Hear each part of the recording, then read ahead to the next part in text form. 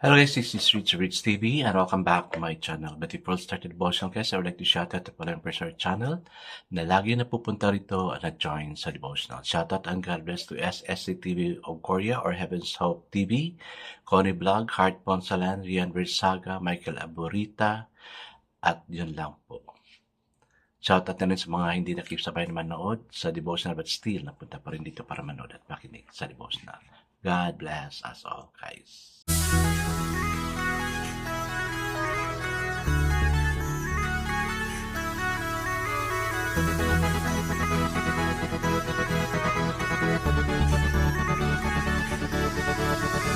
Rich TV, where you heard it, number one is on the top. Good advice is they'll never stop. Rich TV, where you heard it, number one is on the top. Good advice is they'll never stop. So, how's our day, guys? Hoping that everything went well. No, of course, by God's, because we started our day right, and of course, we also have to end our day right. Para makatulog tayo ng mahimbing na we can also gain strength for tomorrow's activity. I guess let's not proceed to the devotional. Let's open our Bible to Proverbs chapter 4, verses 15 to 18. I'm reading a new Bible. Wala siyang kung ano siyang type of Bible. Bago kasi siya. Okay, so the word is a bit hard. So the word of the Lord in Proverbs 24 verse 15 to 18 says, "Lay not wait, O wicked man, against the dwelling of the righteous. Spoil not the resting place. For a just man faileth 7 times and riseth again, but the wicked shall fall into a mischief. Rejoice not when thine enemy falleth, and let not thine heart be glad when he stumbleth. Lest the Lord see it, and it displease him, and he turns away his wrath from him." Amen and amen. I guess let's not pray. Father God, as much as possible, let's not irritate or spoil the day of a man or God in order for us not to be the cause of his stumbling block, but instead teach us to be a blessing to other people, that he may be blessed and follow what we're doing, oh God, because you are with us. Lord, much more if we meet somebody na spiritual, sana mahawa kami sa spirituality niya, oh Lord God. Even dear God, as we move on, thank you, God, for these friends na andito ngayon who regularly come. Thank you, God, for their love for you, that they really make time to be with you. Bless the family representing and even they themselves, oh God. In Jesus' name I pray. Amen and amen. The focus verse for this evening, guys, is found in Proverbs 24:16, and it says, "Though the righteous fall 7 times, they rise again." Amen. Dapat ganun tayo, guys, no? So the title of our devotion for this evening, guys, is Rise Again.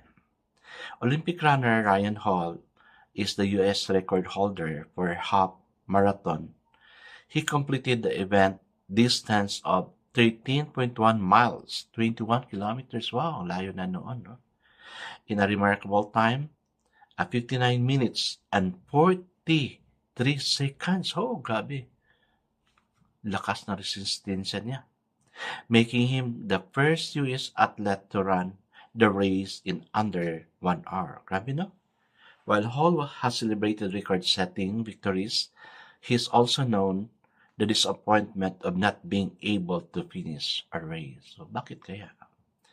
Having tested both success and failure, Hall credits his faith in Jesus for sustaining him. One of his favorite Bible verses is an encouraging reminder from the book of Proverbs that though the righteous fall 7 times, they rise again. This Proverbs reminds us that the righteous, those who trust in and have a right relationship with God, will still experience difficulties and hardships. However, as they continue to seek Him even in the midst of difficulty, God is faithful to give them the strength to rise again. Wow, ang ganda, no? Ang comfort, grabe yung comfort na binigay ni Lord. I really appreciated it. Lord, I'll claim it. Let's continue. Have you recently experienced a devastating disappointment or failure and feel like you will never recover? Yes, I have done that pero di naman masyado. But still, I'm praying for the success of what I'm asking from God, no? Kasi nag-fall man tayo, no? God consider us righteous. That if you're righteous, then God will really bless us. Scripture encourages us not to rely on our strength, but to continue to put our confidence in God and His promises. Yes. Ang dami-daming mga promises si Lord sa Bible. Kailangan nating balikan yung Bible and claim those promises. No? As we trust Him, God's Spirit gives us strength for every difficulty we encounter in this life, that the seemingly mundane to significant struggles. Yun. So, may pag-asa tayo, guys. Ano man yung struggles mo, no? Let's praise God. Ibibigay ni Lord yung opposite of that struggle, no? Kung anong area mo na pinagdarasal mo, then ask God for it. God will really answer it. Let's not give up. Let's not give up seeking God and asking God and praying for the result of what we are praying. May question siya dito, guys. How has God strengthened you after a difficult disappointment? Ano lang, for me, I just go to my room. I want to be alone, praying, asking Lord why it not happen, asking the Lord why, Lord, ganito, ganyan. No? Isusumbong ko yan kay Lord. Yung mga ganyan. Lord, I'm so frustrated with this. Yung promise niya, di niya binigay sa akin. So, ikaw nang bahala sa kanya. No? Ganon. So, how does that give you encouragement for the struggles you face today? Well, struggle is always there. And I'm just hoping God will really leave us from the struggles we're suffering.